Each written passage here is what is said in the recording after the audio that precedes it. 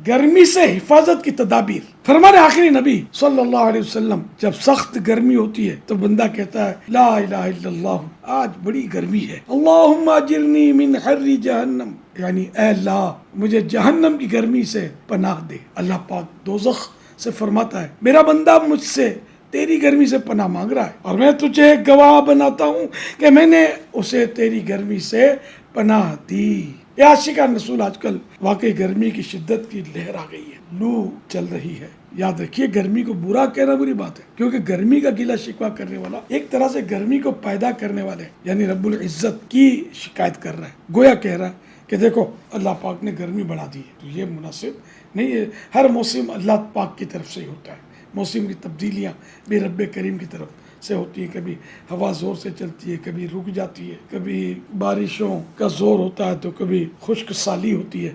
तो हर हाल में हमें मतलब मोहतात गुफ्तगू करनी है। अल्लाह पाक हमें दुनिया की शदीद गर्मी और कब्र आखिरत और क़यामत की गर्मी से अपने हिफ्ज़ व अमान में रखे। इस दुनियावी गर्मी से जबकि इसकी शिद्दत बढ़ जाए, खासकर अपने बाल बच्चों की हिफाजत करनी चाहिए और इनके लिए एहतियाती तदाबीर भी इख्तियार करनी चाहिए। जब गर्मी की शिद्दत हो तो बिला ज़रूर सख्त धूप में निकलने से बचिए। मस्जिद में बाजमात नमाज तो ज़रूर अदा करनी है। नमाज ज़ोहर अदा करने के लिए खासकर जाते हुए छतरी वगैरह ले लीजिए या सर पर गीला तौलिया रख लीजिए। प्यास की शिद्दत हो या ना हो, दिन में कम से कम 12 से 15 गिलास पानी पीना चाहिए।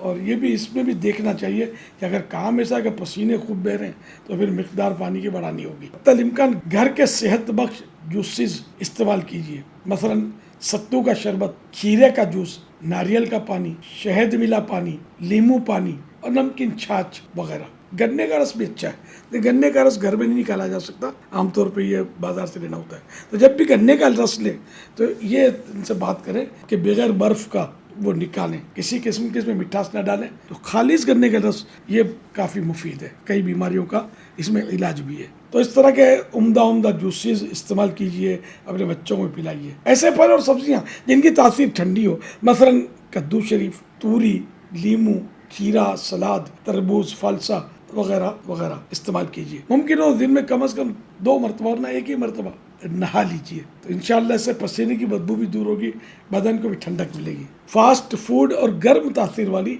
ग़िज़ाओं से परहेज़ कीजिए, मसलन पिज़्ज़ा, बर्गर, समोसे, रोल, शवारमा, कबाब, उबले हुए अंडे, कॉफ़ी वगैरह से वैसे ही बचना चाहिए। और चाय भी इतनी मुफीद नहीं है, तो जितना हो सके इनसे बचना ही मुफीद है। और इस मौसम में खुसूसन गर्मी की शिद्दत हो तो ज़्यादा एहतियात की जाए। आखिर मर्ज़ है कि दुनिया की गर्मी की शिद्दत के वक्त मैदान क़यामत की कड़ी धूप और ना ख़त्म होने वाली प्यास को याद करके हर किस्म के गुनाहों से तौबा करनी है और हमेशा हमेशा के लिए गुनाहों से बचकर ज़िंदगी बसर करनी है। मज़ीद मालूमात के लिए मकतबतुल मदीना का रिसाला गर्मी से हिफाजत के मदनी फूल खुद भी पढ़िए और मरहूमीन के इसाले सवाब के लिए तकसीम भी कीजिए। मुफ्त पढ़ने या PDF हासिल करने के लिए दावत इस्लामी की वेबसाइट से फ्री डाउनलोड कीजिए और दूसरों को शेयर कीजिए।